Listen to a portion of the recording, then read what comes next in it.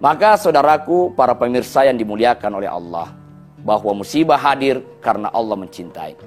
Selanjutnya, ada memang musibah. Musibah itu adalah siksaan. Sebagaimana umat-umat terdahulu, Allah berikan dia siksaan karena begitu banyak maksiat yang dilakukan. Misalnya umat Nabi Lut, mereka dengan sesama jenis diberikan peringatan, mereka tidak sadar bagaimana Allah memberikan musibah kepadanya. Bayangkan tanah yang kita injak ini Allah angkat ke langit. Lalu kemudian Allah balikan dan timpakan kepada mereka kaum yang durhaka. Bukan hanya sampai di situ, Allah menurunkan hujan dari batu-batu yang panas.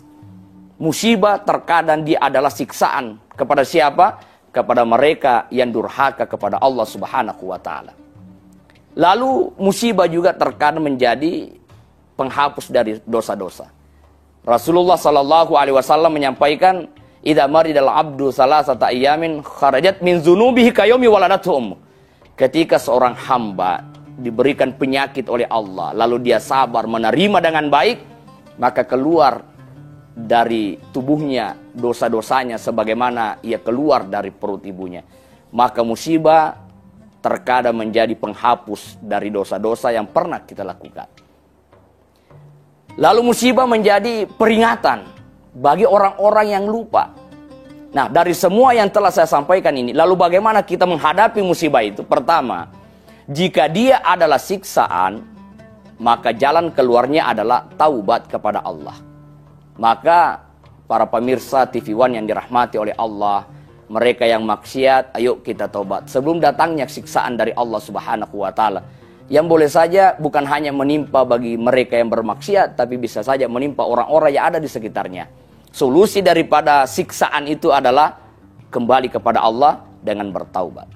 Yang kedua, jika musibah itu adalah ujian, musibah itu adalah untuk mengangkat derajat, jika musibah itu adalah tanda cinta Allah kepada kita, jika musibah itu adalah Allah ingin memberikan kebaikan kita, maka solusinya adalah Allah Subhanahu wa taala berfirman, "Wasta'inu bis-sabri was-shalah."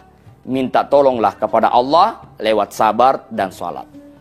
Coba kita mereview bagaimana kisah Nabi Ayub alaihissalam yang diuji dengan ludesnya hartanya, kematian anaknya. Bahkan dalam sebuah kisah dikatakan bahwa Nabi Ayub itu anaknya meninggal 12. Dan meninggalnya itu sekaligus. Siapa yang tidak sedih? Satu anak meninggal itu membuat kita sedih. Ini 12. Bagaimana caranya ketika anak itu kemudian makan bersama, tiba-tiba bangunan yang ada di atasnya roboh dan mengenai semuanya meninggal. Itu kan kesedihan yang luar biasa, ujian yang berat. Tetapi sekali lagi Nabi Ayub tidak mengatakan, "Ya Allah, kenapa kau timpakan ini?" Tapi dia berkata, "Ya Allah," di malamnya dia bangun bermunajat kepada Allah. "Ya Allah, tunjukkan kepada aku nikmat yang mana lagi yang belum aku syukuri." Selalu mencari nikmat mana yang harus saya syukur, bukan memikirkan nikmat yang telah hilang. Begitulah kesabaran Nabi Ayub. Tetapi di samping itu bukan hanya sekedar dia sabar, tetapi dia berdoa. Kita kenal ayat Allah Subhanahu wa taala, "Wa ayyuba iznada rabbahu anni masani dur." Ketika Nabi Ayub berdoa, "Ya Allah, aku tertimpa penyakit. Engkau yang maha penyayang di antara semua yang penyayang."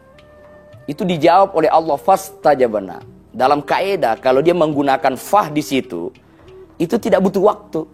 Beda kalau dia wastajabna, dia butuh waktu. Mungkin 1 jam, 2 jam. Apalagi kalau mengatakan summastajabna, dia waktu 1 hari, 2 hari. Tapi fastajabna itu langsung dijawab oleh Allah. Fastajabna lahu. Kami terima doanya. Wa kasyafna ma bihi min dur. Kami lenyapkan penyakitnya. Wa atainahu ahlahu wa mithlahu ma'hum. Dan kami kembalikan keluarganya bahkan lipat 2 kali. Kesabaran Nabi Ayub membuktikan bahwa ketika Allah uji dengan penyakit dan ketika dia sembuh dan dia bercampur dengan istrinya, ingat, setiap kali istri Nabi Ayub itu melahirkan selalu kembar. Lahir kembar, lahir kembar. Dan berapa kali melahirkan itu 12 kali.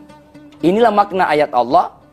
Wa atainahu ahlahu, Allah kembalikan keluarganya. Wa mithlahum ma'ahum, bahkan lipat 2 kali. Begitulah Allah memberikan solusi dari semua orang-orang yang diberi musibah tetapi dia bersabar. Solusi yang kedua adalah sholat. Maka apapun musibah yang menimpamu, minta tolonglah kepada Allah lewat sholat. Coba kita lihat kisah daripada Nabi Zakaria. Seorang nabi yang lama tidak punya anak. Orang mengatakan tidak mungkin Nabi Zakaria punya anak. Usia sudah tua, istrinya sudah menopause, rambut sudah memutih, kulit sudah keriput. Orang mengatakan mustahil, impossible, dia punya anak. Tidak mungkin.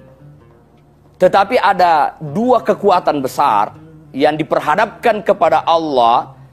Lewat apa? Lewat doa dan sholat.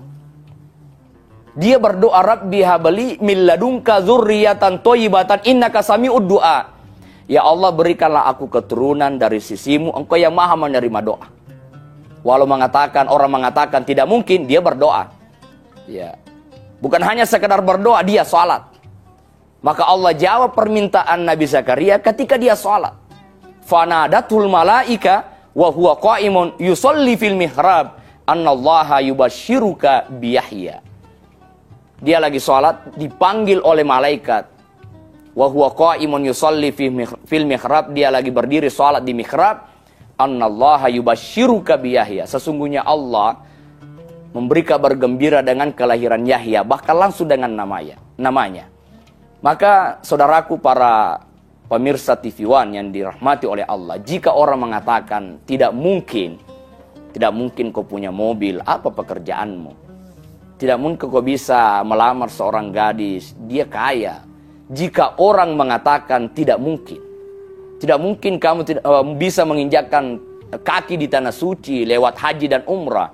Jika orang mengatakan tidak mungkin, maka yang mampu menjawab ketidakkemungkinan itu adalah doa dan sholat. Doa dan sholat.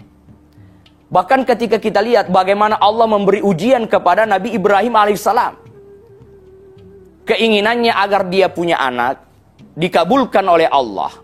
Tetapi datang lagi ujian. Apa ujiannya? Wahai Ibrahim, tinggalkan anakmu di dekat Ka'bah. Itu kan ujiannya berat. Kehadiran anak lama dinantikan. Setelah hadirnya anak, diberi perintah oleh Allah, tinggalkan anak. Sebenarnya Ibrahim alaihissalam tidak tega, tetapi cintanya kepada Allah jauh lebih dalam ketimbang kepada yang lain, termasuk kepada anaknya. Maka dia tinggalkanlah anaknya, dia berjalan menuju ke Mekah. Tapi ingat, ketika Ibrahim alaihissalam akan meninggalkan istri dan anaknya di dekat Ka'bah, sesuai perintah Allah, disitulah dia berdoa. Lagi-lagi doa.